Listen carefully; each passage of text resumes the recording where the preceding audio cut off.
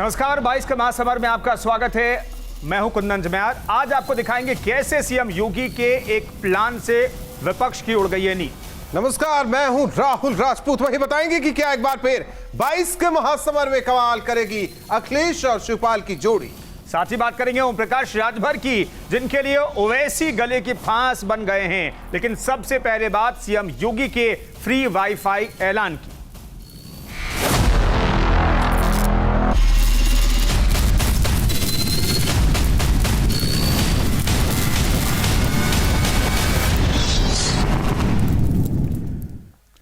लेकिन पहले बात कर लेते हैं उत्तराखंड कांग्रेस की। दरअसल उत्तराखंड कांग्रेस में बड़े बदलाव की आहट सुनाई दे रही है, महसूस हो रही है। गणेश गोदियाल बनाए जा सकते हैं प्रदेश अध्यक्ष। प्रीतम सिंह को बनाया जा सकता है नेता प्रतिपक्ष, यानी कि एक फॉर्मूला तय कर लिया गया है सब कुछ बेहतर करने के लिए।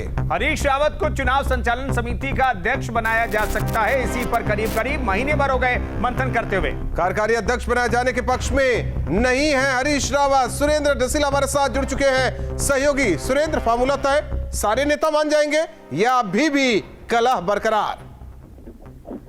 देखिए राहुल, बहुत ज्यादा कलह नहीं है, क्योंकि दो ही प्रमुख नेता हैं, एक हरीश रावत, एक प्रीतम सिंह। और लगभग ये सुलह आज से करीब 1.5 हफ्ते पहले हो चुकी थी, लेकिन पंजाब की वजह से, क्योंकि हरीश रावत इंचार्ज पंजाब कांग्रेस कमेटी है, तो इस वजह से मामला उलझा हुआ था। अब ये लगभग चीजें तय हो गई हैं कि गणेश गोदियाल जो पूर्व विधायक हैं, 2 बार के विधायक रहे हैं, और सबसे बड़ी बात ये चारधाम माफ कीजिएगा बद्री केदार मंदिर समिति के अध्यक्ष रह चुके हैं। यानी कांग्रेस इनको अध्यक्ष बनाकर ब्राह्मणों के साथ साथ जो देवस्थानम बोर्ड को लेकर जो नाराजगी है उसको भी कैश करना चाहती है। युवा हैं, अनुभवी हैं, इनको अध्यक्ष बनाएगी। और नेता प्रतिपक्ष के तौर पे शिफ्ट होंगे प्रीतम सिंह, जो अभी प्रदेश अध्यक्ष हैं। हरीश रावत चुनाव संचालन समिति के अध्यक्ष होंगे। सुरेंद्र, धन्यवाद इस जानकारी और बातचीत के लिए। और अब बात वाईफाई की। दरअसल देश में सबसे ज्यादा युवा वाले राज्य यूपी में युवा वोटर्स के लिए योगी सरकार ने बड़ा ऐलान किया है। योगी सरकार ने 217 जगहों पर फ्री वाईफाई सुविधा देने का ऐलान किया है। 2022 के मद्देनजर योगी सरकार का यह ऐलान युवाओं को लुभाने के लिए किया गया है। दूसरी तरफ सीएम के फ्री वाईफाई के ऐलान से विपक्ष परेशान है और सरकार पर विपक्ष ने पलटवार भी किया है।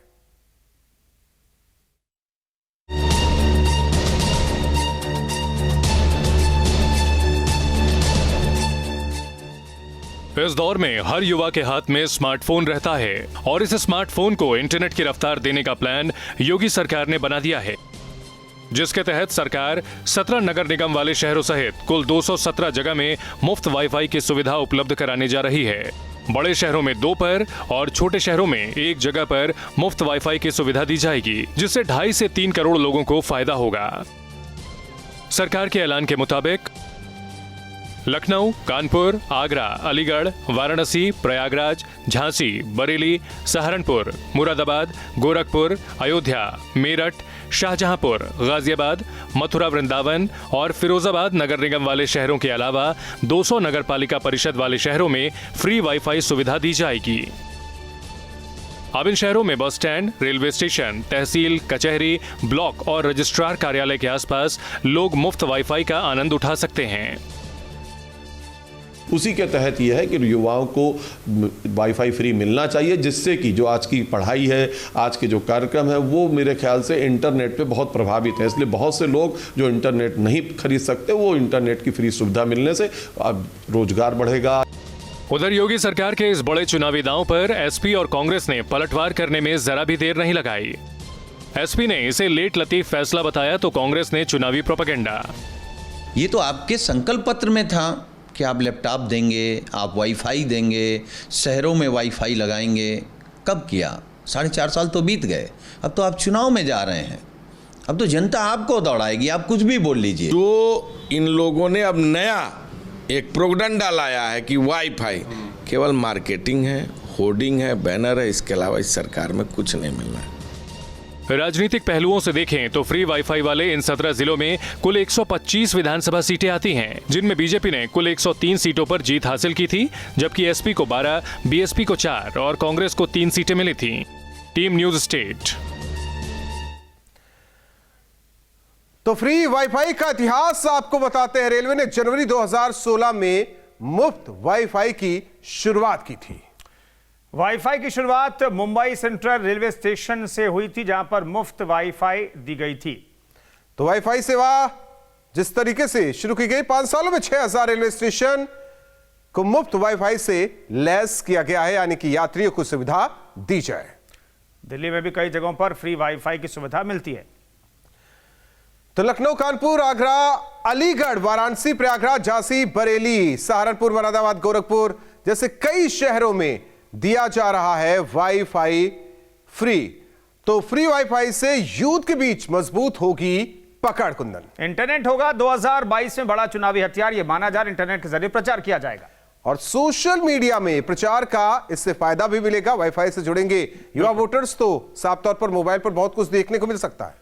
3 करोड़ वोटर्स पर सीधा असर होगा। और जिन 125 विधानसभा क्षेत्रों की बात हो रही है, उनमें से ज्यादातर सीटें तो बीजेपी ने जीती है, इसलिए वहां पर फ्री वाईफाई सेवा देकर के फिर से वो सीटें इंश्योर करना चाहती है बीजेपी।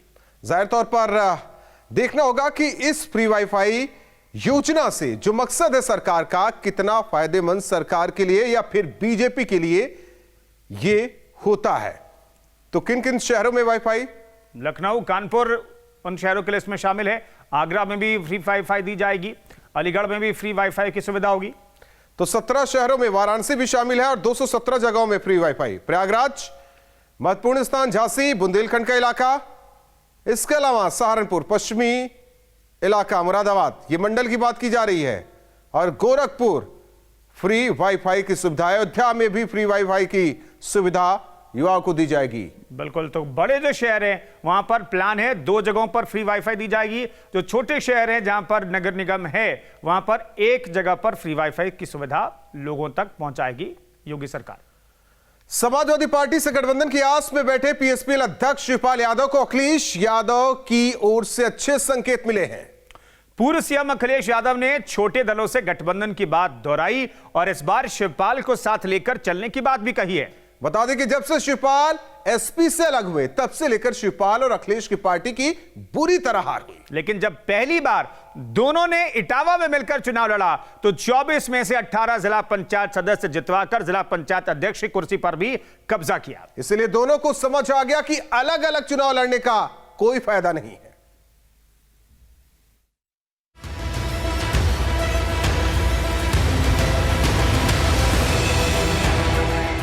अखिलेश और शिवपाल यादव जिन्होंने पहली बार इटावा में मिलकर चुनाव लड़ा, तो नतीजे उनके पक्ष में दिखे।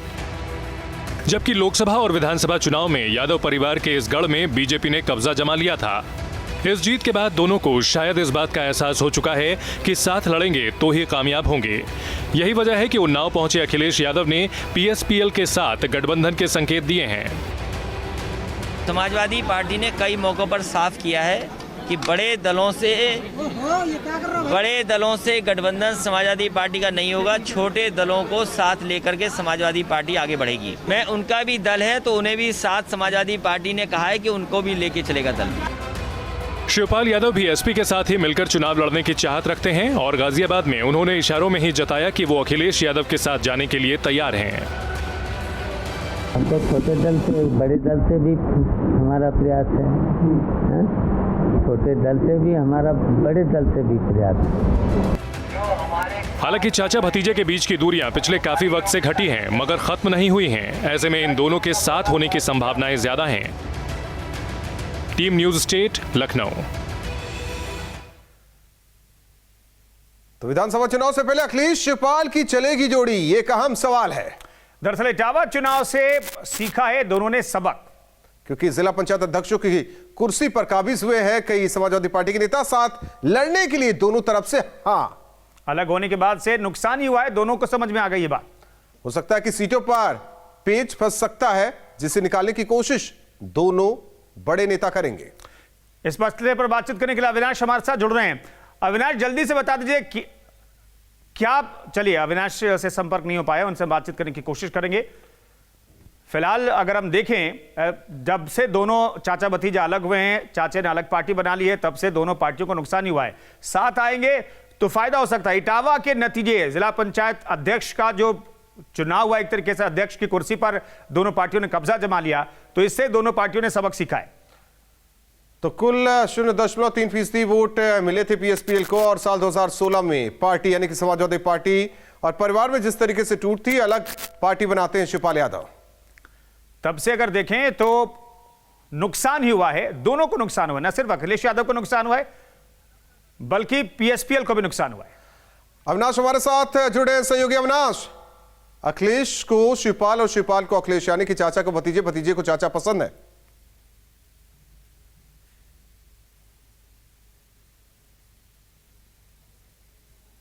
तो इससे पहले भी कई बार ये बयान दे चुके हैं कि वो वापस आने को तैयार हैं। हालांकि देखिए, जो तस्वीर है, एक्चुअल तस्वीर क्या होगी, वो तस्वीर अभी तक साफ नहीं हो पाई है। हाँ, ये अलग बात है कि अखिलेश यादव ने कहा है कि वो कुछ सीटों पर बातचीत कर सकते हैं। हालांकि इससे पहले जिस सीट से शिवपाल यादव चुनाव लड़ते हैं हर बार, उस सीट पर उन्होंने पहले ही एक इंटरव्यू में क्लियर कर दिया था कि वो सीट शिवपाल यादव की रहेगी, यानी कि समाजवादी पार्टी वहां से अपना उम्मीदवार नहीं उतारेगी। लेकिन हो सकता है कि उस सीट के अलावा कुछ और सीटों पर भी समाजवादी पार्टी अपना प्रत्याशी ना घोषित करे। हालांकि देखिए, क्या गठबंधन होगा समाजवादी पार्टी और पीएसपीएल के बीच, इसको लेकर अभी तक जो पूरी तस्वीर है वो साफ नहीं हो पाई है। क्योंकि कई बार हम सबने देखा कि शिवपाल यादव की तरफ से नरमी दिखाई जाती है, लेकिन अचानक से होता है कि अखिलेश यादव फिर से यूटर्न मार लेते हैं। लेकिन हाँ, इस बार इतना जरूर है कि अखिलेश यादव की तरफ से भी यह संकेत दिया गया है कि बात बन सकती है। तो अभी अंतिम परिणाम क्या होगा, अंतिम तस्वीर क्या होगी, कुल मिलाकर के कह सकते हैं कि अभी तस्वीर साफ नहीं है, लेकिन दोनों नेताओं को समझ में ये बात आ गई है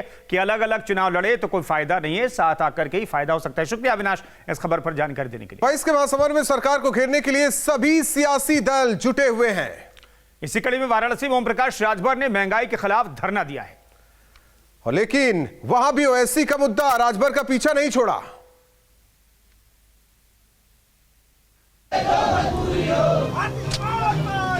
जिंदाबाद जिंदाबाद जिंदाबाद जिंदाबाद हमारी मांगें पूरी हो।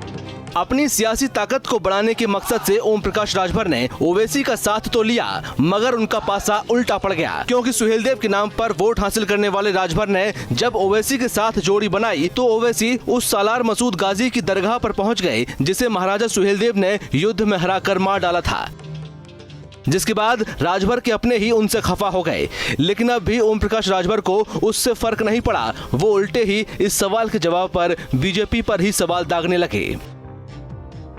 महबूबा मुफ्ती के जो अलगाववाद की बात करती है, तब देश के प्रधानमंत्री जाके हाथ मिलाते हैं महबूबा मुफ्ती से, पीडीपी से, तब किसी को दिखाई नहीं देता है। वो करें तो रासलीला, हम करें तो करैक्टर ढीला। ओवैसी अब राजभर के लिए ऐसी हड्डी बन गए हैं जो ना निगलते बन रही है और ना ही उगलते।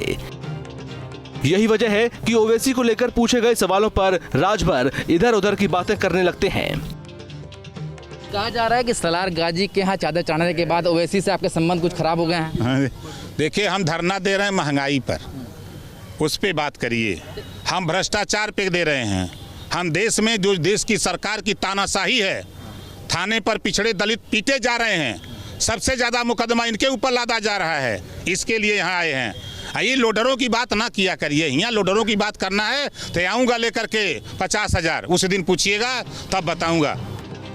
पूर्वांचल में राजभर समाज का 18% वोट है, जिसके सहारे ओम प्रकाश राजभर की राजनीति चलती है। मगर चुनावों के चंद महीने पहले राजभर और ओवैसी के साथ मिलने से ये वोट छिटकने के आसार ज्यादा बढ़ गए हैं। ऐसे में अब ओम प्रकाश राजभर दबी जुबान में ही सही ओवैसी के नाम को लेने से कतरा रहे हैं। Sushant Mukherjee, news state, Varanasi. और इसी के साथ 22 का महासमर में बस इतना ही।